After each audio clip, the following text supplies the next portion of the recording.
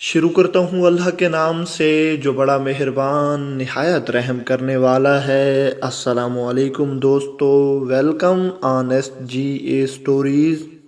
کسی علاقے میں ایک نوجوان رہتا تھا۔ نوجوان انتہائی پرہیزگار اور نیک تھا۔ اس نوجوان کا معمول تھا کہ وہ اپنے دنیا کے کاموں سے فارغ ہو کر روزانہ ایک خاص وقت میں جنگل کو نکل جاتا اور وہاں جنگل کی ایک غار میں بیٹھ کر اللہ تعالیٰ سے کلام کرتا تھا۔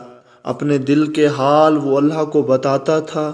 وہ اپنی پریشانی اللہ سے ہی شیئر کرتا تھا۔ اپنے تمام دکھ، ہر مصیبت میں وہ صرف اللہ تعالیٰ سے ہی مدد مانگتا تھا اور اسے خدا کی ذات پر بے حد یقین تھا، جس طرح ایک اچھے مسلمان کو ہونا بھی چاہیے۔ اس کے ساتھ ساتھ وہ اپنے دنیا کے معاملات بھی اچھے طریقے سے سر انجام دیتا تھا۔ لیکن ایک خاص وقت میں وہ اس غار میں جا کر اللہ تعالیٰ کی عبادت کیا کرتا تھا۔ وہ نوجوان حافظ قرآن بھی تھا۔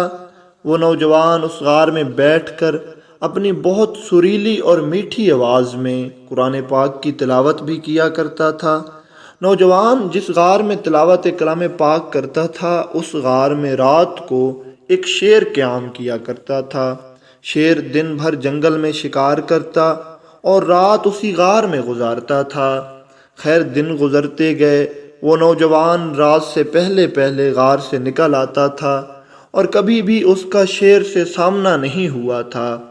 ایک دن جب وہ غار میں اللہ تعالیٰ کی یاد میں مصروف قرآن پاک کی تلاوت کر رہا تھا تو وہ اس لطف میں اتنا گم ہو گیا کہ اسے وقت کا پتہ ہی نہیں چلا۔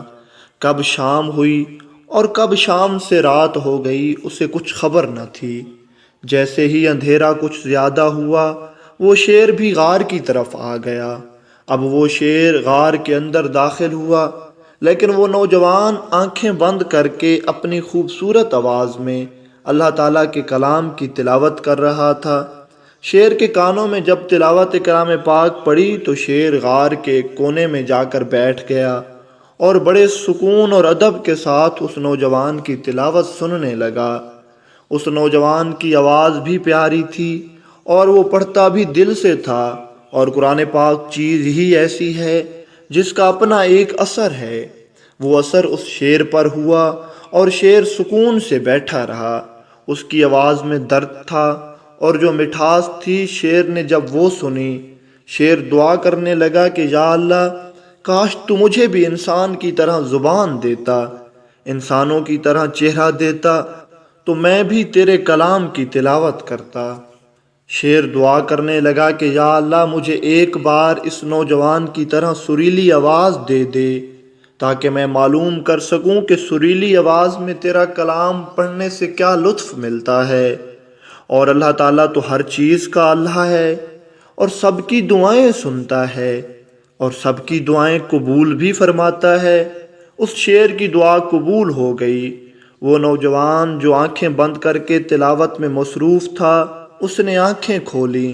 اس نے شیر کو دیکھا، لیکن شیر سے اسے ذرا بھر بھی ڈر محسوس نہ ہوا۔ سچ ہے، جو اللہ تعالیٰ سے ڈرتے ہیں پھر وہ ایسی چیزوں سے نہیں ڈرتے۔ اللہ تعالیٰ خود قرآن پاک میں فرماتا ہے کہ جو میرے ہوتے ہیں انہیں کسی بھی چیز کا خوف نہیں ہوتا۔ اس نوجوان نے شیر کی طرف دیکھا اور اپنے پیار بھرے لہجے میں پوچھا، تم بھی اللہ کے قرآن کی تلاوت کرنا چاہتے ہو؟ شیر نے پورے ادب کے ساتھ سر جھکا لیا۔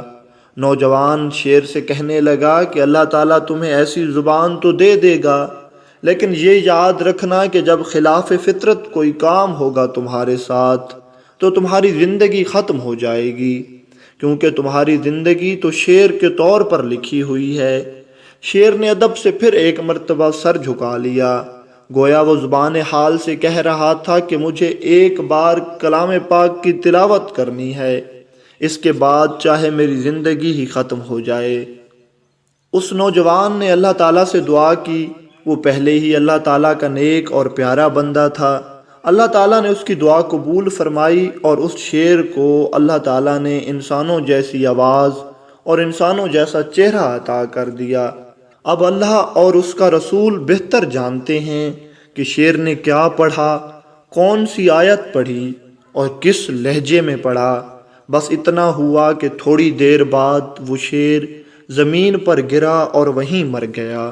اس واقعے سے ہمیں یہ سیکھنا چاہیے کہ ہمیں قرآن پاک کو اپنی زندگی کا حصہ بنا لینا چاہیے، اور جب ہمارا یہ معمول ہو جائے گا تو انشاءاللہ تعالی اللہ تعالی ہماری دنیا اور آخرت سنوار